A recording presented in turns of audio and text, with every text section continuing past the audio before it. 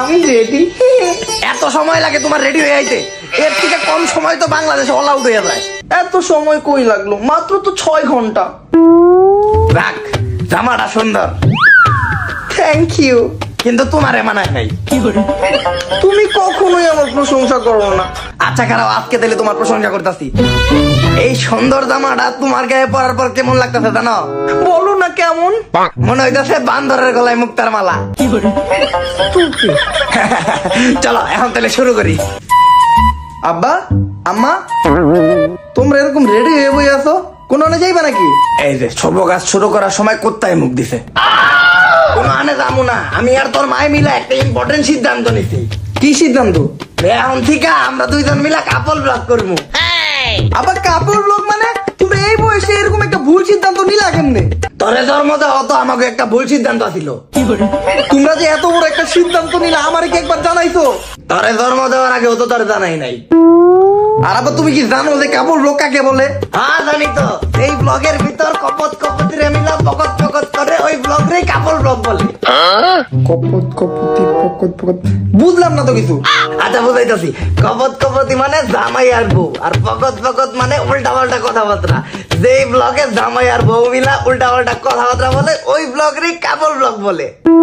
না আব্বা, বর্তমান সময়ে জামাই বউ মিলা নষ্টামি করারই কাপড় ব্লগ বলে। ওই যাই হোক, আমার তো খালি টাকা ইনকাম করার দরকার। আর আব্বা এই কাপড় ব্লগ করলে তুমি একাই করবা। আমার আম্মার আমি কাপড় ব্লগ করতে দিমু না। আর আমার আম্মার প্রতি আমার পুরো বিশ্বাস আছে, আম্মা এই কাপড় ব্লগ করার লেগে রাজি হইব না। এই কাপল ব্লগ করার আইডিয়া তো সর্বপ্রথম তোর আম্মাই আমার দিছে। আম্মা তুমিও? আব্বা এই বুইরা বয়সে পাগলামি শুরু করছে, তুমি অন্তত আব্বারে কিছু একটা কও। আচ্ছা এই শোনো, কিছু একটা। আব্বা তুমি তো চাইলে ইউটিউব বা ফেসবুকে একা ভিডিও করেও টাকা ইনকাম করতে পারো। একা ভিডিও করলে যদি আসলেও ইনকাম করা যাইতো তাইলে কি আমি এই সাতটু নিয়ে ভিডিও করি নাকি? সরি জানেমান, আরে ফেসবুকে আমি যেদিনকে একা ছবি আপলোড দেই ওই দিনকে লাইক পরে মাত্র 10টা 20টা। তোর মায়ের নিয়ে আপলোড দিছি, লাইক পড়ছে 143টা।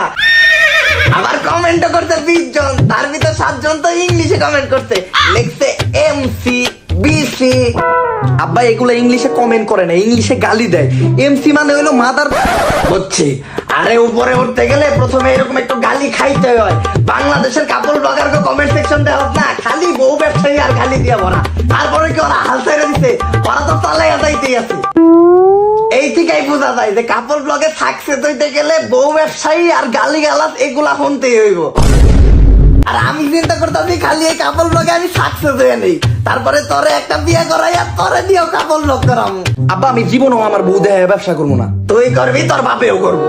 বাপ তো অলরেডি করা শুরু করছে। হন, জীবনে কোনো কাজই ছোট না। আমিও জানি যে কোনো কাজ ছোট না, কিন্তু এটা তো কোনো কাজ না, এটা হলো নষ্টামি। আর আব্বা তুমি আর মায় মিলা যদি এই বয়সে কাপড় ব্লগ করে বেড়াও তাইলে আমি মানুষের সামনে আমার মুখ দেখাবো কেমনে? তোর মুখ দেখাইতে হইব না, এমনিও তোর এই খারাপ চেহারা কেউ দেখতে চায় না। ধ্যাৎ, যাবার লাগে করো তোমরা, আমি গেলাম। আপদ বিদায় হয়েছে। চলো আমরা দুইজন মিলে এখন নষ্টামি শুরু করি, সরি কাপল ব্লগ শুরু করি। खत्म। Bye bye, tata, goodbye, गया।